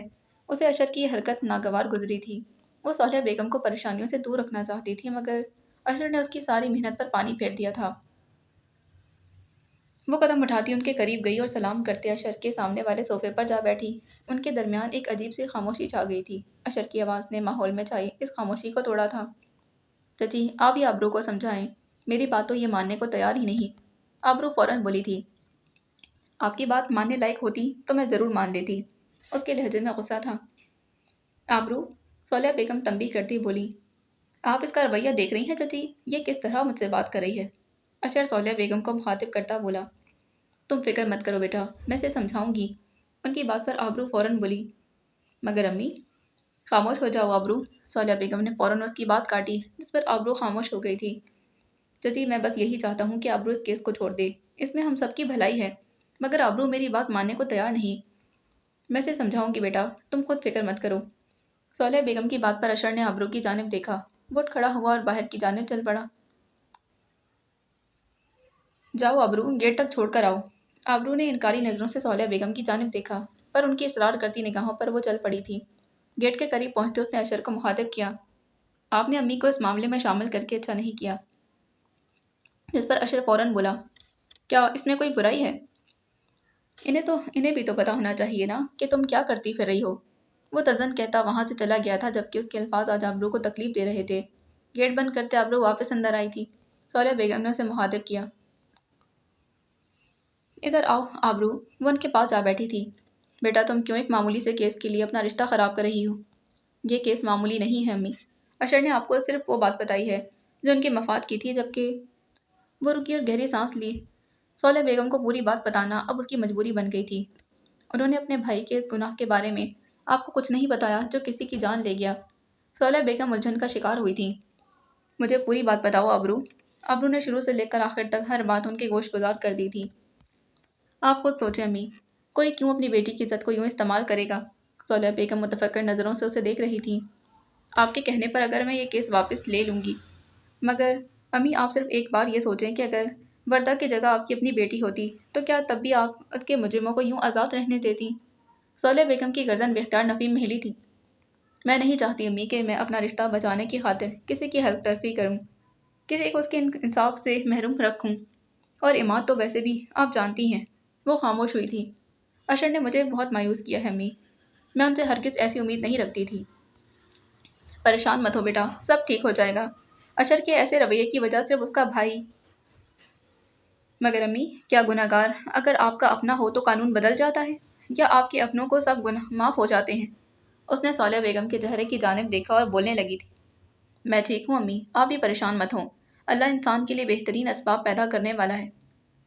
وہ یہ کہہ کر اٹھ کھڑی ہوئی تھی اور اپنے کمرے کی جانب چل پڑی۔ وہ ہاتھ میں فائل تھامے اپنے کیبن کی جانب بڑھ رہا تھا، جہاں آبرو اس وقت اس کی منتظر تھی۔ اسے کچھ دیر پہلے ہی اس کے اسسٹنٹ نے آبرو کے آنے کی اطلاع دی تھی۔ وہ دروازہ کھولتے اندر داخل ہوا۔ دروازہ کھلنے کی آواز پر وہ پلٹی اس کی جانب متوجہ ہوئی۔ وہ دراز قد تھا، سرجن کا لباس اس پر خوب جچتا تھا۔ وہ مسکراتا اس کے سامنے بیٹھ گیا۔ ونس اگین سوری، ایک بار پھر آپ کو انتظار کرنا پڑا۔ اس کی بات پر آبرو نفی میں سر ہلاتے بولی تھی، آپ بار بار معذرت مت کیا کریں، میں بخوبی سمجھتی ہوں کہ ڈیوٹی آورز میں ٹائم نکالنا کتنا مشکل ہوتا ہے۔ اس کی بات پر وہ مسکرایا تھا اور آبرو کو مخاطب کیا، آنٹی کی طبیعت اب کیسی ہے؟ الحمدللہ بہت بہتر ہے، اس بار والی میڈیسن کافی پر اثر تھی۔ وہ مسکراتے بولی، جس پر تاشفین نے فائل اس کی جانب بڑھائی تھی۔ یہ لیں وردہ اسماعیل کی رپورٹ۔ آبرو نے ہاتھ آگے بڑھاتے وہ رپورٹ تھامی اور اس کے کھولتے اندر موجود رپورٹ دیکھنے لگی۔ کچھ لمحے بعد وہ تاشفین کی جانب دیکھتے بولی، آپ کا بہت شکریہ، آپ کو اندازہ نہیں کہ اس کیس کے لیے یہ رپورٹ کتنی اہم تھی۔ وہ دل سے اس کی مشکور تھی۔ شکریہ میرا نہیں، آپ کا ادا کرنا چاہیے، جو آپ کسی کو انصاف دلانے کے لیے اپنی پوری کوشش کر رہی ہیں۔ یہ میرا فرض ہے، آبرو بولی تھی۔ بالکل، ہر کوئی آپ کی طرح کسی کو انصاف دلانے کے لیے اتنی محنت نہیں کرتا۔ وہ رکا۔ آبرو نے اس کی جانب دیکھا تھا۔ یہ آپ کی بہادری ہے کہ آپ کچھ عرصہ پہلے ہوئے واقعے کے باوجود بھی نہیں گھبرائیں اور اپنا فرض وفاداری سے نبھا رہی ہیں۔ آبرو نے دل سے اعتراف کیا کہ اس کی آواز اور الفاظ دونوں ہی خوبصورت تھے۔ اگر ہمارے سسٹم میں آپ جیسے کچھ مزید وکلاء کا اضافہ ہو جائے تو ہمارا عدالتی نظام بالکل سنور جائے گا۔ اس کے الفاظ آبرو کے دل میں اتر رہے تھے۔ وہ جانے انجانے میں تاشفین اور اشر کا موازنہ کرنے لگی تھی کہ اس کیس کے متعلق دونوں کے خیالات میں کتنا فرق تھا۔ اسے یاد تھا کہ اشر نے اس لڑکی اور اس کے گھر والوں کے لیے کیسے الفاظ استعمال کیے تھے، اور وہ ہر بار آبرو کو یہ نوکری چھوڑنے پر مجبور کرتا تھا، جبکہ تاشفین نے نہ صرف اس کیس کے سلسلے میں اس کی مدد کی تھی بلکہ اس کے کاوشوں کو سراہتے اس کی حوصلہ افزائی بھی کر رہا تھا۔ شکریہ، کاش کہ ہر کوئی آپ کی طرح سوچنے لگ جائے۔ دل کی بات فوراً زبان پر آئی۔ وہ فوراً مسکراتے ہوئے باہر نکلی تھی۔ میرا ماننا ہے کہ ہر انسان چاہے کسی بھی پیشے سے منسلک ہو، اپنا 100% دیتے اپنے پیشے سے منسلک فرائض کو بخوبی نبھانا چاہیے۔ بالکل، اس نے مسکراتے ہوئے اس کی بات کی تائید کی تھی۔ چلیں اب میں چلتی۔ وہ یہ کہتے اپنی جگہ سے اٹھ کھڑی ہوئی کہ وہ بھی اس کے ساتھ اٹھا۔ दरवाजे के करीब पहुंचते वो मुड़ी। दोनों की नज़रें मिली थीं। Thank you. ताशफीन को फ़ौरन उससे हुई पहली मुलाकात में उसके कहे यही अल्फाज याद आए थे। उसने सर को हम देते उसका शुक्रिया कबूल किया था। आबरू मुस्कुराती हुई दरवाज़ा अबूर कर गई थी, जबकि ताशफीन के चेहरे पर अब एक ज़ख्मी मुस्कुराहट मौजूद थी। टेबल पर लगा फाइल्स का अंबार, पास पड़े चाय के 3 खाली कप, कुर्सी पर आंखें मूंदे बैठी आबरू, जो एक हाथ से मुसलसल अपनी कनपट्टी दबा रही थी। इस वक्त शदीद थकन का शिकार थी। उसके असाब बोझल थे, सर दर्द से फट रहा था, मगर अभी बहुत काम बाकी था। वो आंखें खोलते दोबारा इन फाइल्स की जानिब मुतवज्जा हुई और अपने काम में मसरूफ़ हो गई थी। तकरीबन 2 घंटे बाद वो अपने काम से फारिग हो चुकी थी, मगर उसे मालूम था कि वो असल काम का तो आगाज़ हुआ है। हर सबूत, हर गवाह, हर रिपोर्ट वर्दा के हक़ में थी। उसके वालिदैन की कही सारी बातें सच थीं। सामने पड़ी इस केस की इब्तिदाई रिपोर्ट और वर्दा की मेडिकल रिपोर्ट सबसे बड़े सबूत थे, जबकि उसकी ऑफिस कलीग वर्दा और मैनेजर के दरमियान हुई बहस के शाहिद थी। आबरू का जहन बार बार अशर की बातों की जानिब जाता था, मगर वो खुद को इस बारे में सोचने से बाज रखती थी। उसे आज फैसला करना था। हर चीज़ उसे वर्दा के हक़ में फैसला करने पर मजबूर कर रही थी। उसने गहरी सांस लेते एक बार फिर वो फाइल देखना चाही जो इस केस के आगाज़ में उसके पास आई थी। फाइल टेबल पर पड़ी थी। उसने हाथ आगे बढ़ाते फाइल उठा ली थी, जिसके दौरान कुछ कागज़ ज़मीन पर गिरे थे। वो मुजरिमों की तस्वीर थी। आबरू ने झुकते वो तस्वीर उठाई थी। एक बार फिर इन इंसानों के रूप में छुपे हैवानों के मकरू चेहरे देखने लगी। इमाद की तस्वीर सामने आई। उसे आज इमाद से घिन आ रही थी। अपने घर में माँ और बहन होने के बावजूद एक मर्द किसी और औरत की इज्जत के साथ खेल सकता है। इमाद की तस्वीर को नज़रों से सामने हटाते उसके सामने चौथी तस्वीर आई, जिसे देखते आबरू का रंग पक हुआ था। वो इस शख्स को पहचानती थी। हाँ, वो इसे पहचानती थी। तस्वीर उसके हाथ से छूटकर गिर गई थी। उसके सामने उसने दोबारा से उसे उठाया था। ये चेहरा वो कैसे भूल सकती थी? ये वही शख्स था जिसने आज से 5 साल पहले उसे अगवा किया था। उसे फिर से वो तकलीफ दे लम्हे याद आए थे, जब उसने बेबसी की हदों को छुआ था। वो उस दिन इस तस्वीर को कैसे फरामोश कर गई थी। आबरू ने तस्वीर साइड पर रखते पानी ग्लास में उंडेलते पानी पिया था। पुराना जख्म फिर से ताज़ा हो गया था, मगर अब वो फैसला कर चुकी थी। हाँ, वो फैसला कर चुकी थी कि वो वर्दा के मुजरिमों को अंजाम तक ज़रूर पहुंचाएगी। कुछ देर पहले ही वो ऑफिस से घर पहुंची थी। आज वो इस केस को रीओपन करवाते इन चारों मुल्जिमान को नामजद कर चुकी थी और वर्दा के वालिदैन को भी उम्मीद दिला चुकी थी कि वो जल्द इसके मुजरिमों का अंजाम देखेंगे। उसने अपना मोबाइल उठाते एक नंबर पर कॉल मिलाई, मगर नंबर बंद जा रहा था। मायूस होते हुए फ़ोन वापस रखा कि समाज से एक शनासा आवाज़ टकराई थी। वो अशर की आवाज़ थी। अल्फाज तो वो समझ ना पाई, मगर लहजे से वाज़ेह था कि वो गुस्से में है। यकीनन उस तक खबर पहुंच चुकी थी। वो कदम उठाती बाहर आई थी, जहाँ पर गुस्से से लाल चेहरा लिए खड़ा था। आबरू पर नज़र पड़ते उसने उसे मुखातिब किया था। ये तुमने अच्छा नहीं किया आबरू। वो रफ़ी में सर हिलाता बोला था। मुझे तुमसे हरगिज़ ये उम्मीद नहीं थी। मुझे लगा था कि तुम बाज आ जाओगी, मगर तुमने अपनी ज़िद नहीं छोड़ी। सौल्या बेगम अशर को मुखातिब करती हुई, अशर बेटा, बताओ तो सही कि हुआ क्या है? इमाद को पुलिस ने गिरफ्तार कर लिया है चची, और ये सिर्फ आपकी बेटी की वजह से हुआ है। वो कब आबरू से आपकी बेटी पर आया था, उसे खुद भी मालूम ना हो सका। तुम्हें अंदाज़ा भी है कि आबरू अम्मी और अब्बू के दिल पर क्या गुजर रही है? वो इस वक्त किस तकलीफ में है? आबरू खामोश रही। मैं ही पागल हूँ जो ये रिश्ता बचाने के लिए एड़ी चोटी का जोर लगा रहा हूँ। तुम्हें तो किसी चीज़ से तुम्हें तो किसी चीज़ से कोई फर्क नहीं पड़ता। आबरू ने कुछ बोलने के लिए लब खोले के दोबारा बोला, तुम्हें अंदाज़ा है आबरू कि इससे हमारे रिश्ते पर क्या फ़र्क पड़ेगा? वो चिल्लाया था। अश, अशर, क्या ये रिश्ता इतना नाजुक है कि सिर्फ एक मामूली सी बात पर टूट जाए? उसे याद था कि उस दिन अशर ने इस केस को मामूली कहते रद्द करने को कहा था। तुम्हें ये बात मामूली लगती है अबरू? तुमने मेरे भाई पर अगर आपका भाई बेगुनाह है अशर, तो आपको फ़िक्र करने की कोई ज़रूरत नहीं। वो रिहा हो जाएगा। पर अगर उसने ये गुनाह किया है तो उसे सज़ा ज़रूर मिलेगी। तुम अपनी हद से बढ़ रही हो आबरू। मेरे भाई ने कुछ नहीं किया, तो फिर आप परेशान क्यों हैं अशर? वो उसकी बात काटती बोली, मैं तुम्हें आखिरी बार कह रहा हूँ आबरू कि अभी भी वक्त है, पीछे हट जाओ। बाकी मैं सब संभाल लूँगा। ये हमारी इज्जत का सवाल है।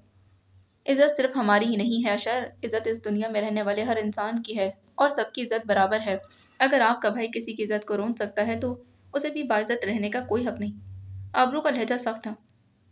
बस आबरू, एक लफ्ज़ और नहीं। वो चिल्लाया था। मत मानो तुम मेरी बात, मगर याद रखना तुम्हारी इस जिद का खमियाजा हमारा ये रिश्ता भुगतेगा। वो तन फन करता वहां से चला गया था। एक बार फिर सोच लो आबरू। अशर के जाने के बाद दोनों माँ बेटी के साथ बैठी थी। मैं सो चुकी हूँ अम्मी।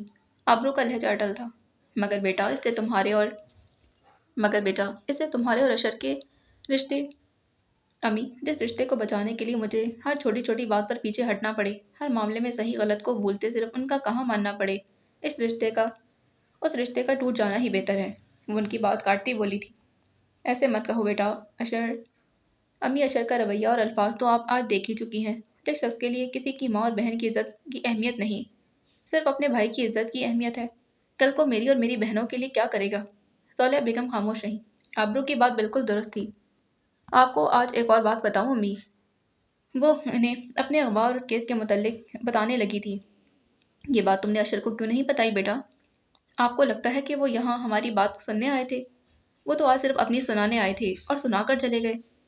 मगर फिर भी बेटा, कोई फ़ायदा नहीं था अम्मी। इन्हें बताने का भी कोई फ़ायदा नहीं था। वो मायूस थी। रवैया और लहजे अक्सर इंसान को मायूस कर देते हैं। वो इस केस को मानने से ही इनकारी हैं अम्मी, क्योंकि इसमें उनका भाई मुलविस है।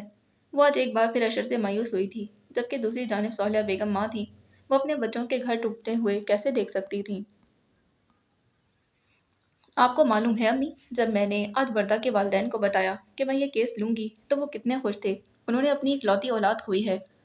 अम्मी, वो सिर्फ चंद लोगों की हवस की बिना पर तो क्या इनके और इमाद के लिए कानून एक सा नहीं होना चाहिए अम्मी। वो खामोश हुई थी जब मैंने आज इमाद और उस आदमी की तस्वीर। वो बोलते बोलते रुकी थी। लम्हे के 1000वें हिस्से में उसके दिमाग में धमाका हुआ था। जहन के पर्दे पर उस नकाबपोश का चेहरा लहराया था। आबरू, सौलिया बेगम ने उसे पुकारा, जबकि वो तो इस वक्त माजी में जा चुकी थी। आबरू, उन्हें दोबारा पुकारा। अम्मी, मैं कुछ देर में आपसे बात करती हूँ। वो तेजी से अपने कमरे में गई थी। आईने के सामने खड़े होते अपने माथे पर मौजूद निशान देखने लगी। दिमाग में सवाल पैदा हुआ कि कहीं उस वाक़ये में भी इमाद का हाथ तो नहीं। दिल ने फौरन जवाब दिया था, हाँ, मगर वो ऐसा कैसे कर सकता है? फौरन जवाब आया, हाँ, वो ऐसा कर सकता है। वो बेड पर जा बैठी थी। ये कैसा इंकशाफ था? अगर वाकई ऐसा हुआ तो उसका दिमाग फटने लगा था। वो अपनी कनपट्टी मसलने लगी। मगर उसे पता लगाना था कि आखिर हकीकत क्या है। इमाद और इस अगवाकार का आपस में क्या ताल्लुक है? शाम के इस पहर आसमान पर सुर्खी छाने लगी थी। सूरज गरूब होने में कुछ ही वक्त बाकी था। उस पहर वो अपने कमरे में बैठा सिगरेट नोशी में मसरूफ था। कमरे में सिगरेट के धुएं की वजह से सांस लेना महाल था, लेकिन वो किसी गहरी सोच में डूबा हुआ था। किसी दूसरे इंसान कोई दूसरा इंसान अगर वहां कदम रखता तो सांस न ले पाता। सिगरेट का धुआं सिगरेट का धुआं उसके चेहरे को धुंधला कर रहा था। नक्कुश वाज़ेह नहीं थे। धुआं छटते ही सबसे पहले उसकी सुनहरी आंखें दिखाई देने लगीं, जो आज ज़रूरत से ज़्यादा संजीदा थीं। उसने सिगरेट को एशट्रे में फेंकते सामने टेबल पर पड़े डब्बे से दूसरी सिगरेट निकालते लाइटर जलाया और उसे आग की नज़र किया था। वो पिछले 2 घंटे से बेड पर बैठा मुसलसल यूं ही सिगरेट पीते किसी गहरी सोच में गुम था। स्याह ट्राउज़र के साथ ऑफ वाइट शर्ट पहने वो आंखें बंद किए गहरे कष्ट लेने लगा था। उसकी आंखों में इस वक्त कुछ रोज़ पहले फ़ायका बेगम से हुई बातें गूंज रही थीं, जो उसे काफ़ी दिन से परेशान कर रही थीं। उनकी बातों और रवैये ने उसे सोचने पर मजबूर कर दिया था। वो पहले भी बहुत बार फ़ायका बेगम की शहरयार से गहरी वाबस्तगी और मोहब्बत को महसूस कर चुका था, मगर हर बार ये ख्याल उसकी सोच को पलट देता था कि वो उनका छोटा बेटा है। और वैसे भी शाहज़ैन लाशारी किसी से हसद करने वालों में से नहीं था। मगर उस रात अपनी बात पर उसने उनके चेहरे पर उड़े रंगों को बखूबी देखा था, जिस पर वो हैरान था। वो तशवीश में मुब्तला था कि आखिर ऐसी क्या वजह है कि उसकी माँ उसके छोटे भाई से उसके मुकाबले ज़्यादा उनसियत रखती है। उसे याद था कि फ़ायका बेगम ने कभी भी उसे सिगरेट पीने से नहीं रोका था, बल्कि उसके शराब पीने पर भी उन्हें कोई एतराज़ नहीं था। वो अक्सर फयाज साहब को भी उसे टोकने से रोकती थी।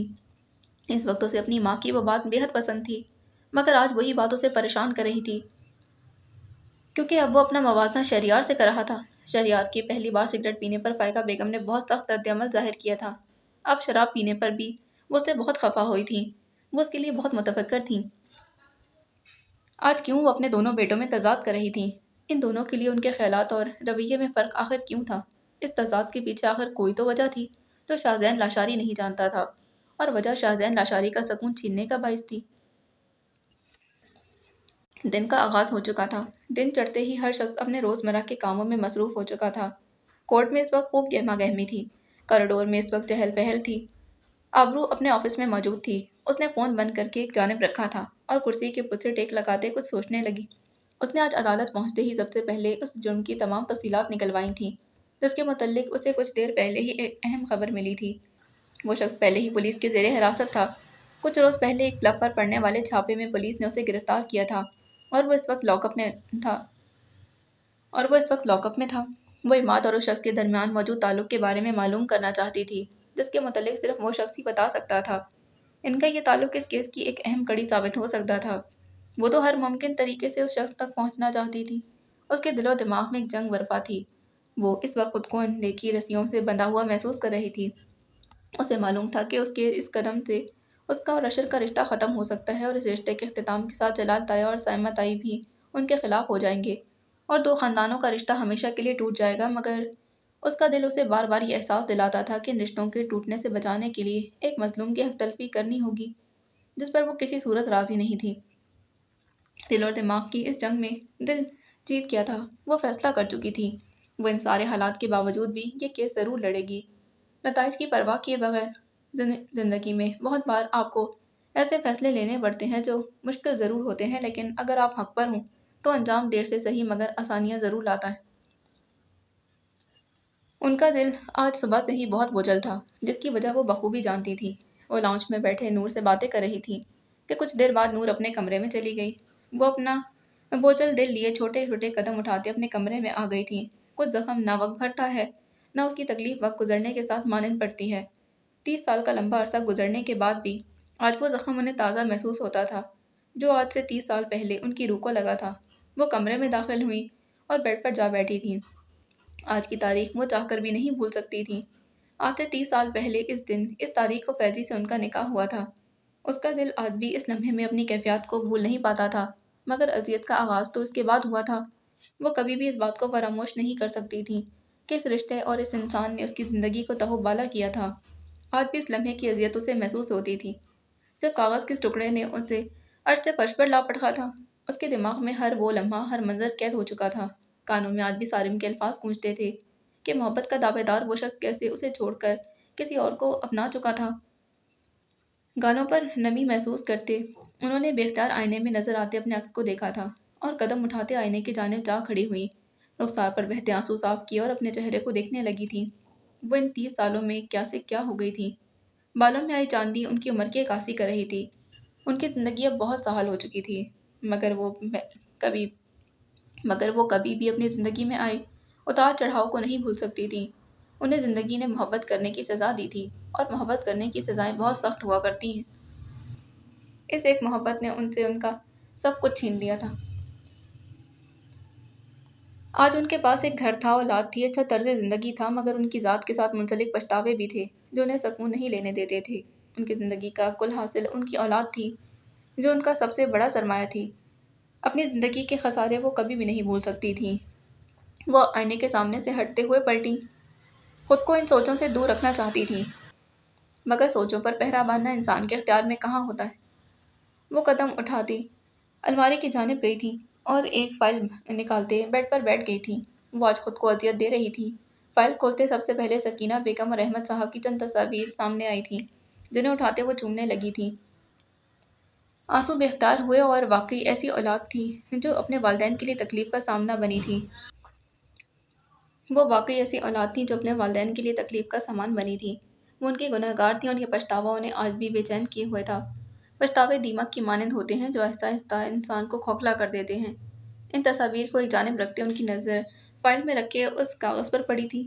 آنکھوں میں بہت سے تاثر ابھرے تھے، پہلے ملال، پھر غصہ، پھر افسوس اور پھر نفرت۔ وہ اس کا اور فیضی کا نکاح نامہ تھا، جس میں درج اس نام سے وہ اپنی زندگی کا ایک حصہ محبت کرتی آئی تھی، مگر فیضان صدیقی کے اس نام سے آج اسے نفرت تھی، اور یہ نفرت ہر گزرتے دن کے ساتھ بڑھتی جا رہی تھی۔ اس نے فائل بند کرتے سائڈ پر رکھی۔ وہ مزید اس کے بارے میں سوچنا نہیں چاہتی تھی۔ اس کے دل میں بہت بار یہ خیال آتا کہ کاش وہ ایک بار اس کے سامنے آئے اور وہ اس کا گریبان تھامتے اسے سوال کرے کہ آخر اس کا قصور کیا تھا، کیا اس کی محبت اس کی وفا کی سزا یہ تھی؟ مگر اگلے ہی لمحے وہ دعا کرتی کہ کاش اس شخص سے کبھی اس کا سامنا نہ ہو۔ وہ اسے دیکھتے دوبارہ اپنے تاریک ماضی میں واپس نہیں جانا چاہتی تھی۔ وہ نے سوچوں میں گم کہ نور کمرے میں داخل ہوئی۔ ان کے آنسو دیکھتے وہ فوراً ان کے قریب آئی تھی۔ اماں جان، آپ رو رہی ہیں؟ سبرینا نے فوراً اپنے آنسو صاف کیے۔ نہیں بیٹا، وہ بمشکل مسکرائی تھی۔ آپ کی طبیعت تو ٹھیک ہے نا اماں جان؟ وہ متفکر ہوئی تھی۔ ہاں بیٹا، بس شاید بی بی کچھ لو ہو گیا ہے، وہ مدھم آواز میں بولی تھی۔ آپ لیٹیں امو جان، میں بھائی کو بلاتی ہوں۔ وہ اٹھ کھڑی ہوئی۔ سبرینا بولی، نہیں بیٹا، تاشفین کو مت بتانا، وہ خواہ پریشان ہو جائے گا۔ ان کی آنکھیں بند ہو رہی تھیں۔ میں ٹھیک ہوں بیٹا، وہ بمشکل بولی۔ نور نے آگے بڑھتے انہیں لیٹنے میں مدد دی اور تاشفین کو فون ملانے لگی تھی۔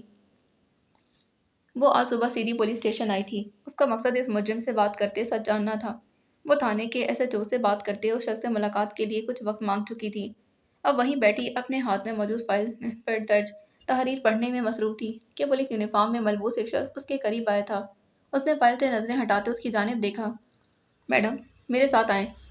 وہ خاموشی سے اپنا بیگ اٹھاتے اس کے ساتھ چل پڑی تھی۔ کچھ دیر بعد وہ ایک بند دروازے کے سامنے جا کر رکے۔ آپ اندر جا سکتی ہیں، کوئی بھی مسئلہ ہو تو میں یہیں باہر کھڑا ہوں۔ اس نے آبرو کو اندر جانے کا راستہ دیا تھا۔ آبرو اس کا شکریہ ادا کرتے اندر داخل ہوئی تھی۔ کمرے میں مدھم روشنی تھی۔ کمرے کے بیچ ایک ٹیبل موجود تھی جس کے اطراف میں 2 کرسیاں تھیں، جن میں سے ایک کرسی پر ایک شخص گردن جھکائے بیٹھا تھا۔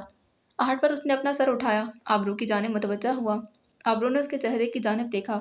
بڑی ہوئی شیپ، بکھرا ہوا حلیہ، چہرے پر مار پیٹ کے نشانات واضح موجود تھے۔ وہ شخص کو پہچان چکی تھی۔ وہ قدم اٹھاتی اس کے سامنے رکھی کرسی پر جا بیٹھی۔ وہ شخص آبرو کی جانب دیکھنے لگا۔ اپنا بیگ اور فائل ٹیبل پر رکھتے آبرو کی نظر اس کی ہتھکڑی لگے ہاتھوں پر پڑی تھی۔ وہ گہری سانس لیتے سیدھی ہوئی اور اس کی جانب دیکھتے بولنے لگی، تو اسلم خان، تم یہاں کس جرم میں قید ہو؟ اس کے سوال پر وہ فوراً بولا، میں نے کوئی جرم نہیں کیا۔ وہ رکا۔ میں جس کلب پر کام کرتا ہوں، 2 روز پہلے پولیس نے وہاں چھاپا مارا تھا اور سب کے ساتھ مجھے بھی گرفتار کر لیا۔ اس کی بات پر آبرو نے اس بات میں سر ہلایا۔ اس کے علاوہ کوئی اور جرم نہیں کیا تم نے؟ اس شخص کی گردن نفی میں ہلی تھی۔ آبرو کے چہرے کے تاثرات سخت ہوئے اور اس کی آنکھوں میں آنکھیں ڈالے بولی تھی، وردہ اسماعیل کو جانتے ہو؟ اور یہیں اس شخص کے چہرے کا رنگ بدلا تھا۔ آنکھوں میں ایک تاثر ابھرا۔ کچھ لمحے بعد آبرو کو اس کے ہونٹ ہلتے نظر آئے تھے۔ نہیں میں نہیں جانتا۔ اس کی آواز بے تاثر تھی۔ آبرو فوراً بولی، مگر تمہاری آنکھیں تو تمہارے الفاظ کا ساتھ نہیں دے رہی۔ آبرو کی بات پر اس کے ماتھے پر بل پڑے تھے کہ میں اس نام کی کسی لڑکی کو نہیں جانتا۔ وہ سختی سے ایک لفظ چبا کر بولا۔ آبرو نے سمجھنے کے انداز میں سر ہلایا اور سامنے رکھی فائل کھولتے اس میں سے عماد کی تصویر نکالی تھی۔ وہ اس شخص کی نظروں کے سامنے رکھی۔ اس شخص کو پہچانتے ہو؟ عماد کی تصویر کو دیکھتے وہ خاموش ہوا۔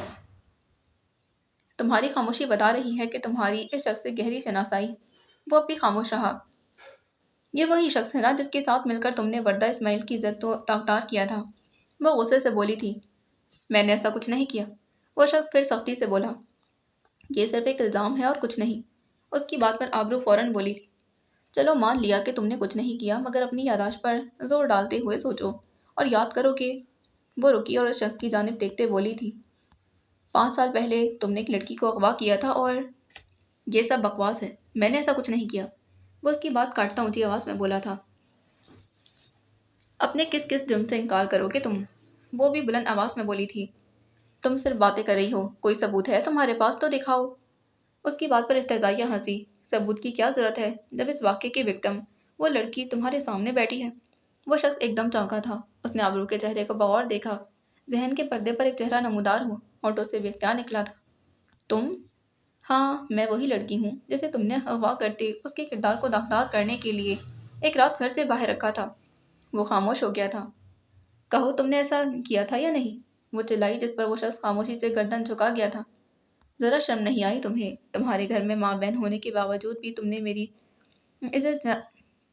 نے میری عزت خراب کرنے کی کوشش کی اور ایک معصوم لڑکی کو موت کے گھاٹ اتار دیا۔ آبرو کی بات پر اس نے جھکی گردن فوراً اٹھائی اور بولا، ہم نے اسے مارا نہیں تھا، وہ زندہ تھی۔ وہ بے اختیاری میں ایک بار جرم کر گیا تھا۔ آبرو طنزیہ ہنسی، ایک لڑکی جب اپنی عزت کھو دیتی ہے تو وہ زندہ نہیں رہتی۔ اسلم، وہ جیتے جی مر جاتی ہے اور تم سب اس کے قاتل ہو۔ اسلم کی گردن دوبارہ جھک گئی تھی، اور اس بات کا اقرار تو تم ابھی میرے سامنے بھی کر چکے ہو۔ وہ خاموش رہا تھا۔ یہ سب تم نے کس کے کہنے پر کیا تھا؟ وہ اب بھی خاموش تھا۔ بتاؤ اسلم، یہ مجھے اغوا کرنے کے لیے بھی تمہیں اس شخص نے کہا تھا نا؟ اس نے عماد کی تصویر اس کے سامنے لہرائی تھی۔ اسلم نے ایک نظر اس تصویر پر ڈالی اور اپنی گردن جھکا گیا تھا۔ اس کی خاموشی میں اس کا جواب تھا۔ آبرو کا شک یقین میں بدل گیا تھا۔ آبرو نے گہری سانس لیتے خود کو نارمل کیا اور بولنے لگی، میں آج تم سے ایک ضروری بات کرنے آئی۔ اسلم نے اس کی جانب دیکھا۔ क्या तुम सरकारी गवाह बनकर मेरी मदद करोगे? वो फौरन बोला था, नहीं, मैं ऐसा कुछ नहीं करूँगा। सोच लो, अगर तुम ऐसा करते हो तो मैं तुम्हारी सज़ा कम करवा दूँगी। पर पर अगर तुम उस पर राज़ी नहीं हो तो फिर मैं वर्दा के इस केस के साथ तुम पर अपने अगवा का पर्चा भी कटवाऊँगी और फिर तुम हमेशा के लिए जेल में सड़ते रहोगे। आबरू की बात पर वो कुछ बोलने ही लगा कि आबरू बोली, फिर तुम्हारी बीवी और बच्चे बहुत अकेले हो जाएंगे और दुनिया में तुम जैसे दरिंदे तो हर जगह मौजूद हैं। फिर क्या भरोसा। उसकी जानबूझकर बात उसने जानबूझकर बात अधूरी छोड़ी थी। वो खामोश हो गया। मेरी बात पर गौर करना, इसमें तुम्हारा बहुत फ़ायदा है और वैसे भी अगर तुम अपने गुनाहों की तलाफ़ी करना चाहते हो तो ये बेहतरीन रास्ता है। वो कुर्सी से उठ खड़ी हुई। बैग कंधे पर डालते उसने फ़ाइल उठाई और उससे मुखातिब किया था, 2 दिन है तुम्हारे पास, सोच समझ कर फैसला करना कि तुम रिहा होकर खुली फ़िज़ा में सांस लेना चाहते हो या हमेशा के लिए जेल में सड़ना चाहते हो। वो ये कहते कदम उठाती दरवाज़ा अबूर कर गई थी जबकि असलम वाकई गहरी सोच में गुम हो गया था। वो अपने कैबिन में बैठा गहरी सोच में गुम था। स्याह पैंट के साथ हल्के नीले रंग की शर्ट पहने वो आंखें मूंदे हाथ में पकड़े पेन को मुसलसल हरकत दे रहा था। उसकी इस हरकत से उसकी बेचैनी आया थी। उसने आंखें खोलते कुछ फासले पर पड़ी इस कुर्सी को देखा जहाँ कुछ रोज़ पहले वो बैठी थी।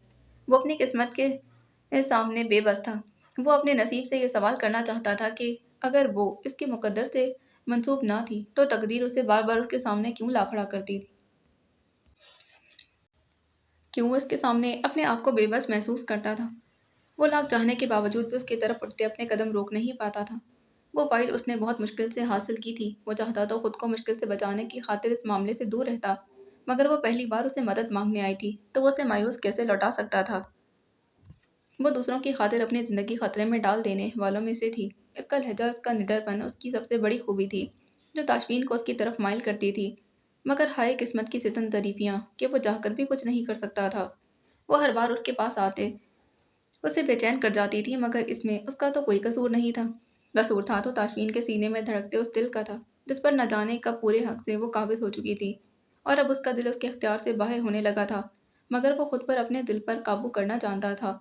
पर आखिर वो भी तो एक इंसान था और इंसान को कमज़ोर कर देने वाली चीज़ हमेशा उनके सीने में धड़कते दिल की धड़कन ही हुआ करती है। वो अपने दिल का हाल किसी को सुनाना चाहता था, अपने दिल का बोझ कम करना चाहता था, मगर उसके पास उसके दिल का हाल सुनने वाला कोई भी नहीं था, सिवाय एक इंसान के जिसे वो बहुत पहले ही खो चुका था। वो इंसान डॉक्टर आफिया थी जिनसे ताशमीन अपने दिल की हर बात पे धड़क किया करता था। वो उसकी बहुत अच्छी दोस्त थी और मोहसिन थी। सबरीना उसकी माँ थी। वो चाहता तो उनसे अपने दिल का हाल सुना सकता था, मगर वो हरगिज़ उन्हें परेशान नहीं करना चाहता था। डॉक्टर आफिया और उसके दरमियान रिश्ता बहुत बेमोल था। उनका रिश्ता ना होने के बावजूद भी वो एक दूसरे के लिए बहुत अहम थे। वो इन्हीं सोचों में गुम था कि उसकी समाज से फ़ोन की आवाज़ टकराई थी। उसने आगे बढ़ते टेबल पर रखा हुआ फ़ोन उठाया था कि नूर की घबराई हुई आवाज़ उसकी समाज से टकराई थी क्या हुआ नूर? वो बेख्तियार परेशान। भाई वो अम्मो जान, वो क्या हुआ अम्मो जान? नूर को नूर क्या हुआ अम्मो जान को? नूर बोलो। उसके चेहरे पर छाए तासुरात उसकी कैफियत बताने के लिए काफ़ी थे। उनकी तबीयत कुछ ठीक नहीं है भाई। उसकी आवाज़ रुंधी हुई थी। तुम उनका ख्याल रखना नूर, मैं बस अभी आ रहा हूँ। वो फ़ोन काटते फ़ौरन उठ खड़ा हुआ और तेज़ तेज़ कदम उठाता अपने केबिन से बाहर निकल गया था। बाकी अगली किस्त में जाने से पहले चैनल को सब्सक्राइब करें, वीडियो को लाइक करें, बेल आइकन को प्रेस करना हरगिज़ ना भूलें और वीडियो पे कमेंट भी ज़रूर किया करें ताकि मेरे चैनल की रेटिंग अच्छी हो सके और मैं आपके लिए इसी तरह के मज़ीद अच्छे अच्छे नॉवेल्स लाती रहूँ। अल्लाह हाफ़िज़।